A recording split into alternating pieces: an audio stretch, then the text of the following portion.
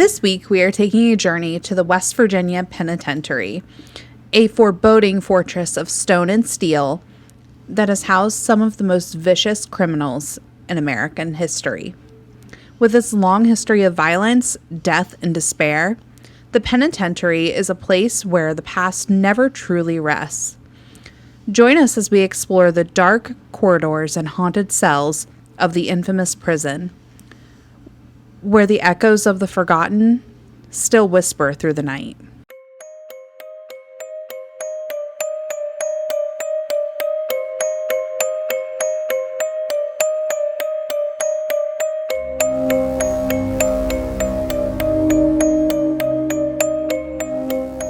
Hey guys, Hello. welcome back to Spooky Sleuths. We're so excited. And we are in October. We are all about the spooky season. It's our favorite part of year. This week we have a two-parter for you to celebrate the end of spooky season on the calendar, not in our hearts. This week we're going to talk about the West Virginia Penitentiary. It was built in 1866 for $50,000, which today would be close to $1 million. Which still just seems like a drop in the bucket for how vast this building Right? is. This was built only 3 years after West Virginia became a state. There was no state prison at the time, so all the criminals were held up in county jails. So we need to get this built now. The government purchased 5 acres of land, which was later expanded to 10 acres, in Moundsville, and constructed a Gothic-style facility. The folklore, which I don't think this is true.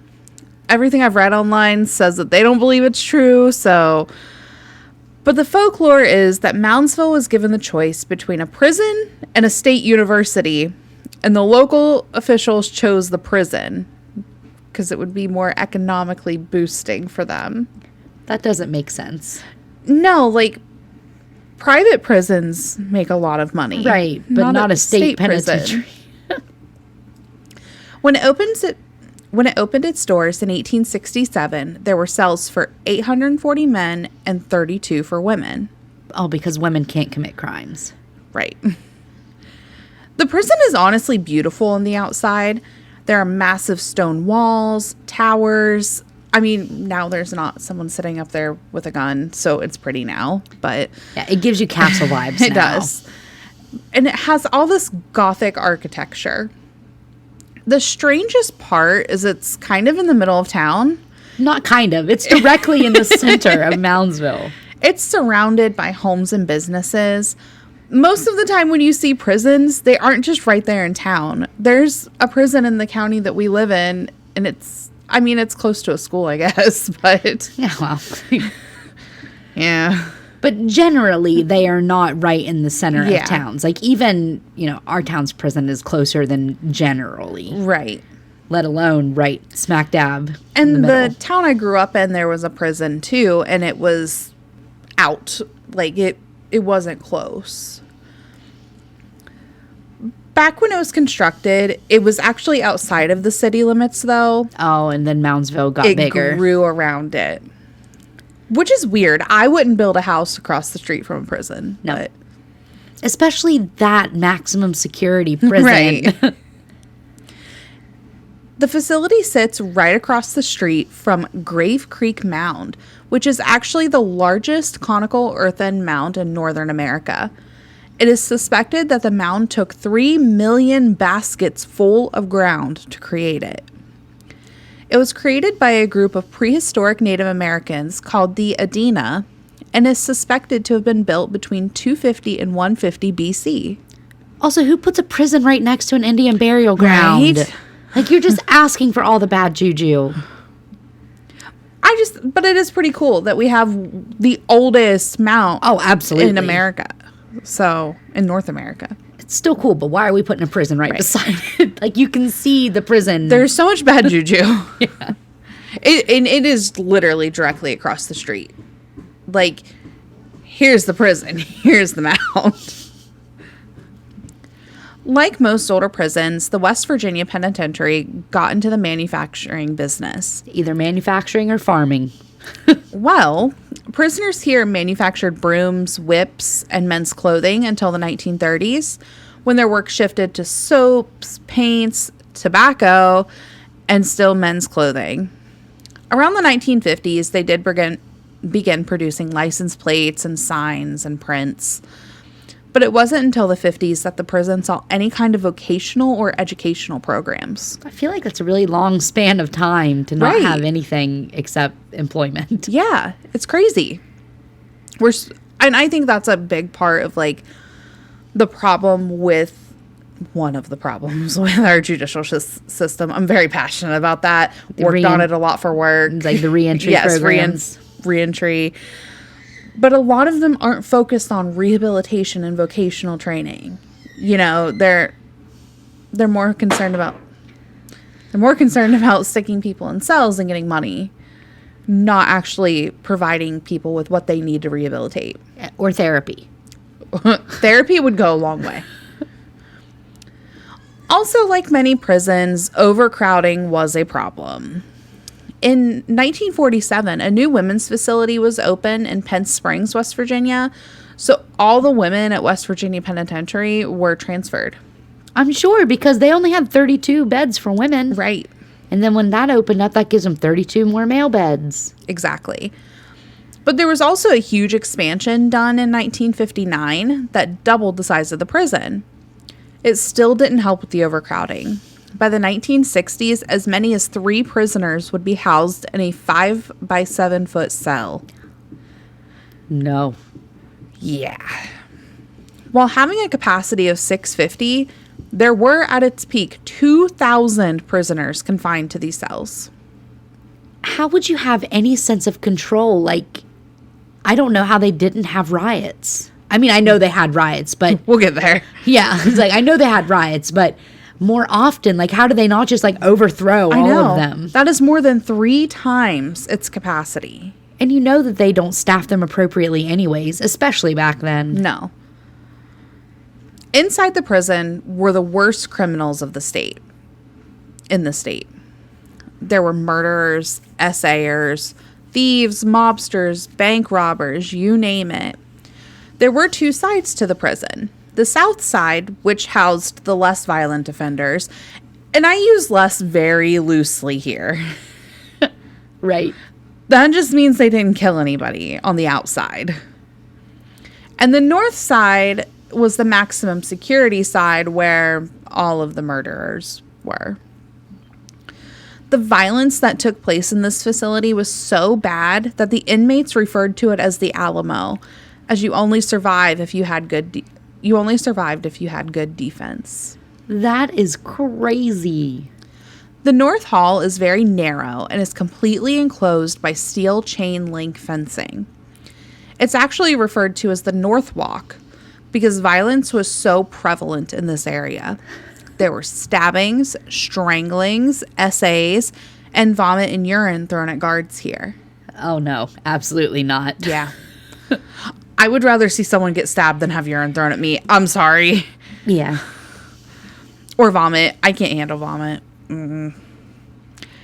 But there was absolutely no privacy in this facility, with no privacy walls for toilets. They had communal showers and an open floor plan style for the medical and psych wards. Why does that sound like a good idea? I don't know. Beds were very thin and uncomfortable. I'm impressed they weren't just on mats on the ground. If you were lucky enough to get a bed with all the overcrowding. It got, or still gets, honestly, extremely cold in the winter and extremely hot in the summer due to the material it was. If you hear my little one hollering, she's having some very, very well-deserved daddy time. We say this every week. I know. I'm sorry, guys.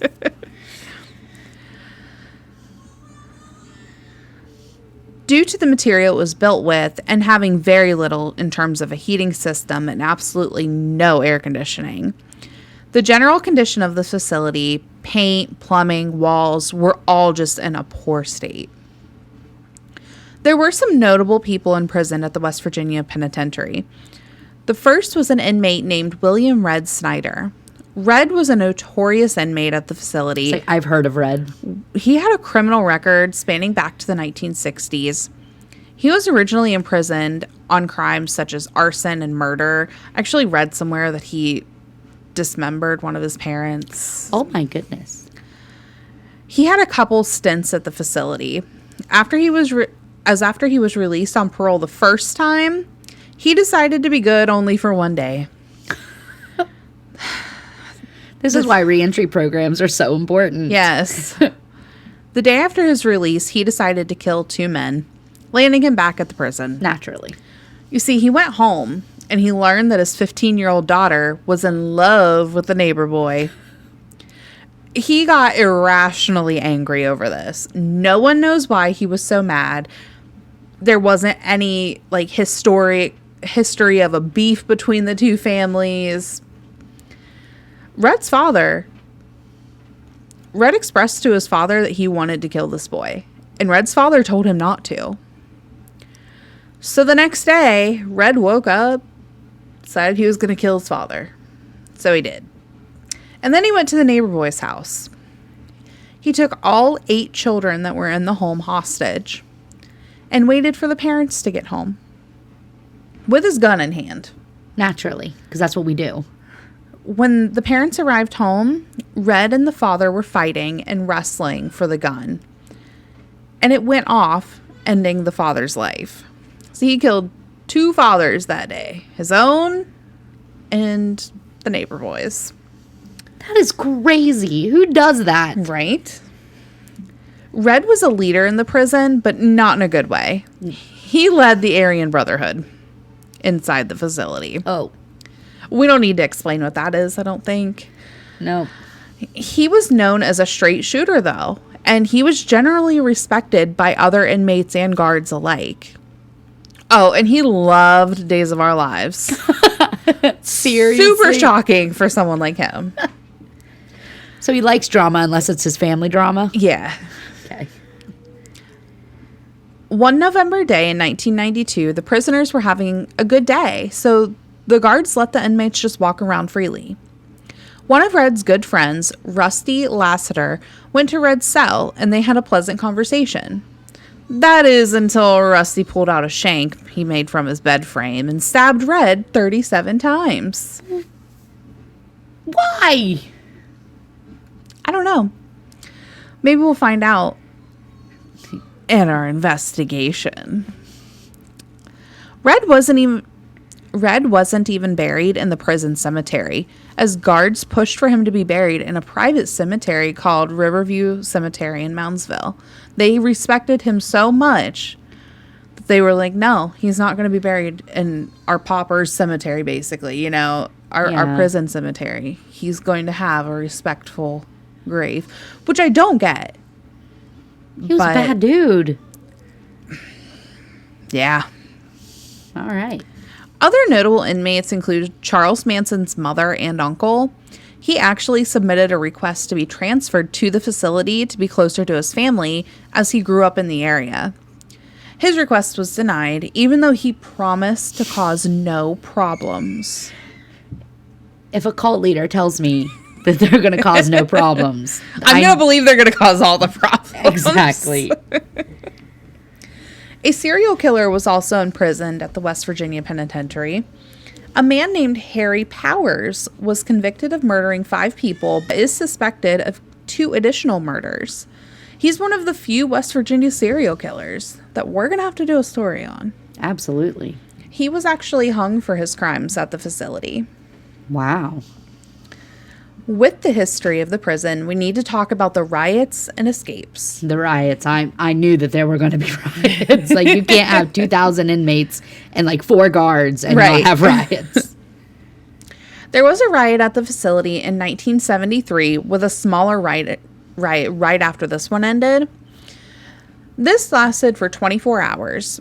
During this riot, prisoners held 5 guards hostage and set fire to the basement of the stockade. The guards were not injured, and they were released at the conclusion of the riot.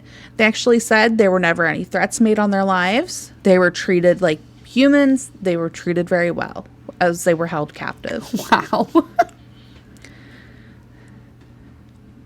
Prisoners submitted 15 demands, 12 of which were granted because they were reasonable and humane. These demands were simple things like clean sheets, rules and regulations for both prisoners and guards to be written and enforced equally, and removing some of the solitary confinement cells. One inmate did die during the riot and 2 were stabbed. The man that was killed was a man named Willie Hale. Willie Hale was an inmate who had a good relationship with the guards. He would stay in the basement and assist with the heating system. He was treated kindly, while others were not, so they labeled him a snitch. Oh, well, once you get that label. Right. They thought because he was nice to the guards and they were nice back, he must have been snitching. When asked why he was killed, one of the responsible inmates stated he was ratting on a few people. He was the warden's rat. After his body was removed, a small disturbance broke back out in the facility. This time it was a racial riot, but it was squashed pretty quickly. The second riot at the facility was in January of 1986. I'm honestly impressed that more riots weren't documented, right? Honestly. Yeah. This time, a group of 20 inmates known as the Avengers rioted in the cafeteria. The cafeteria was not clean, sanitary, or healthy at this point. Like, I understand they're there for a reason, but that doesn't mean that we have to subject any of our inmates in this country to these kind of conditions. Absolutely. Still people, even if they made bad choices. And let's be honest, there are a lot of people in prison who didn't hurt anybody to get there. Just bad choices. Right. And I am a firm believer that there are a lot of people who don't belong in prison prison. But this riot lasted for 3 days and resulted in 16 hostages and the death of 3 prisoners. The West Virginia governor at the time, Arch Moore, was vacationing in Florida when they ruined his vacation. How rude of them. I'm sure they knew. That's exactly why they planned it. When the governor arrived, the prisoners were willing to meet with him. They were demanding better meals with at least 1 hot meal a day. This negotiation was held live on TV, and no hostages were harmed during this riot either. None of the guards were hurt, all treated well. As a result, there was a new cafeteria built, and it even had heat and air conditioning, which this was the only place in the facility with those amenities. Right. So this is a pretty big deal. Like, yeah. they've accomplished some things out of their riots, you know? And, I mean, a couple of inmates were murdered, but I think it says something that they didn't harm the guards. Right. Riots aren't good. I'm not advocating for riots, but... It sounds like it, but that's not what we mean. But they, you know, they got what they wanted. Which was basic human decency. Right. It's not like they were asking for... Pizza Party Fridays or anything, you know. There were also some escapes from the prison, actually. It is reported that many have tried to dig tunnels to escape, but they were Shawshank Redemption style. Yes, they were found before they can be completed and used, except one that we'll talk about. Okay. In November of 1979, 15 inmates did manage to escape. I feel like that's a lot in one escape. Yeah. An inmate named Jack Hart got his hands on a pew-pew weapon, and another inmate had a knife. Jack was a barber in the facility and asked the guards to let him into the command center to store his barber's tools. When he was inside the command center, he pointed his weapon at the guard, and the other put his knife to the guard's throat. They took the guard's keys and entered the prison's waiting room, where they found another guard and forced him to open the gates. 13 other prisoners were just hiding nearby, and they joined the pair as they ran off. They knew what was happening, Yeah. so they were just waiting for it to be executed. Right. They were considered armed and dangerous, as many of these escapees were sentenced for murder, and they obviously knew they had weapons. Right. 2 state troopers were murdered during this escape. Some prisoners stopped the car of a 23-year-old off-duty trooper named Philip Kessner and shot him and stole his car. So they didn't even know he was a trooper? No, he was off duty. He was just driving around with his wife. They stopped him. That's wild. A Kentucky state trooper was also shot by the inmates after he pulled them over outside of Louisville. Yes, Louisville, Kentucky.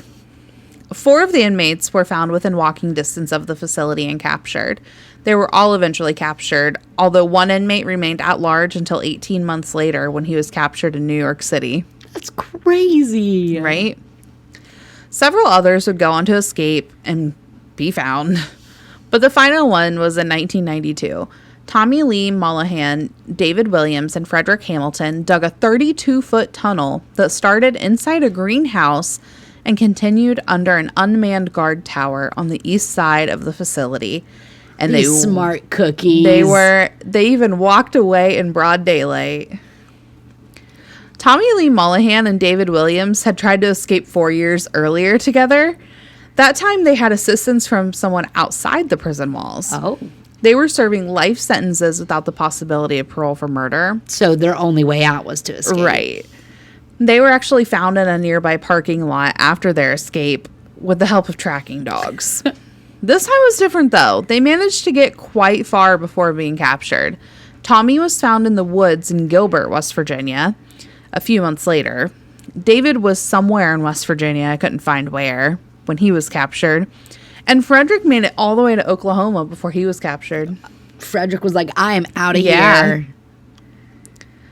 So we had some riots, we had some escapes. Now we have some executions. Now, were these done by the inmates or executions? No, I'm only talking about state executions here. There were, I think, 40 murders that are documented. Many more undocumented. Guaranteed. But I'm going to talk just about state executions. Almost 100 prisoners were executed at the West Virginia Penitentiary. Most of these were done via hanging, but 9 were executed with the electric chair called Old Sparky. Isn't it still present at the penitentiary? I don't know if it's the real one or a model. We'll have that in our next episode. Before 1899, executions were public. Anyone could attend these. Why would people want to attend them? I don't know. And I guess I didn't realize that we did that over here. I always feel like that's like an old English, like 1600s type thing. Or something you just see in the movies when they all like go in to watch the Lethal Injection. Yeah. I think you can do that. That's weird. I don't know if you have to be a family member of the victim or press or yeah, I don't know how that works. I don't know. Meredith Grey did it. Oh God, Sam. Anyway, these executions before 1899 were carried out at the county level with no state involvement. But starting in 1899, executions became private events. Private events? Private events. Prior to 1950, the only execution method offered was hanging. But the electric chair came into existence in 1951, so electrocution was now the preferred method of execution. West Virginia saw its final execution in 1959, just a few years before the death penalty was abolished in 1965. Only men were ever executed in West Virginia, but that is not the case for all states. Right. But just for West Virginia. Like Eileen Wuornos. Yes. The last person to be executed in West Virginia was a man named Elmer Brunner. He was convicted of the murder of an elderly woman. Elmer's execution was actually delayed because of appeals regarding his execution. Naturally. The West Virginia Penitentiary has had various wardens over the years. Some wardens, such as Joseph Z. Terrell, were great for the inmates. He began his term by taking steps to eliminate waste and ensure economic favorability. He also had a fair disciplinary system for the inmates. He treated them as human beings, encouraged athletics, and even brought moving pictures to the facility. Oh, that's awesome. Then there are other wardens that should have been inmates themselves. One warden is rumored to have murdered inmates that he did not like. I can see that. Not only did he murder them, but he would beat and torture them. The main torture device used was the kicking Jenny. It was created and used within the prison walls. So this was something that was meant for this purpose. Essentially, a man would be bent over this half circle type thing. So like these. And his arms would be chained to the floor in front of him and ankles shackled to the ground behind them. The inmate, so he's like leaning over in an arch. Yes, but there's so much tension. Yeah. I mean, the inmate is naked, and the position that he's placed in, the tension was so strong that if he moved the wrong way, he could have been torn in half. The warden, or someone who he directed to do so, would then take a leather whip with the ends scraped, a lot of times with sand, and whip the inmate until they are almost dead, or whoever is giving the beating is too tired to continue. Several inmates died as a result of this torture. I'm sure. That is awful. They would also use the shoe fly, otherwise known as extreme waterboarding, to torture inmates. This involves tying inmates to the floor and turning on a hose in their face, like a high-powered hose. When they were choking and close to dying, they would stop until the inmate composed themselves. Then they would keep repeating this torture. It is rumored that these deaths, which are undocumented, and this is all allegedly because we have no proof, but I mean, I found this information online, but it is rumored that the inmates that died as a result of this torture are buried within the walls and underneath the ground at the facility. Yeah. But we couldn't find any official documentation saying so. But we've heard that for years. Yes. The last thing I want to talk about before we get into the haunted side of this location is the Sugar Shack. It sounds so like campy, so it is happy. Not a candy store, let me tell you. The Sugar Shack is the basement that was given this name by the inmates. This was a recreation area in the facility, and it had no windows, only one entrance. It was so dangerous that the guards would not go inside. They would only stand at the door. There were many SAs, drug deals, fighting, gambling, and murders committed in this area. As you can see, there are all the elements for haunting at this location.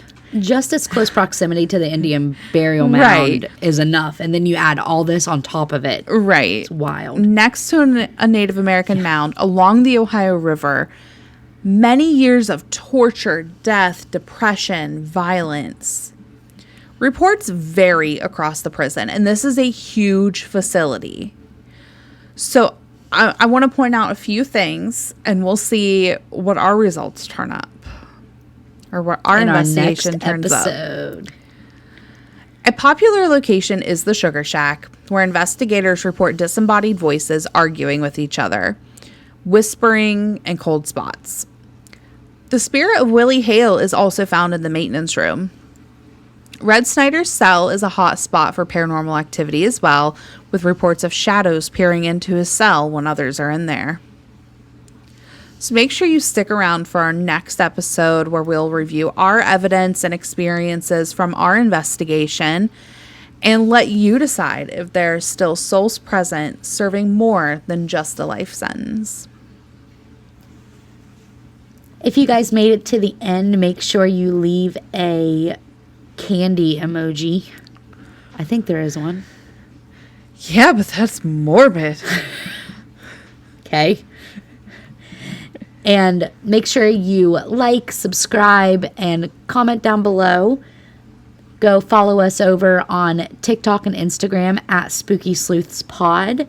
If you are listening to our podcast via Apple or Spotify or any other major podcasting platform, leave us a rate and review so we can get this out to more people. Happy Halloween! And on that note, stay spooky, friends.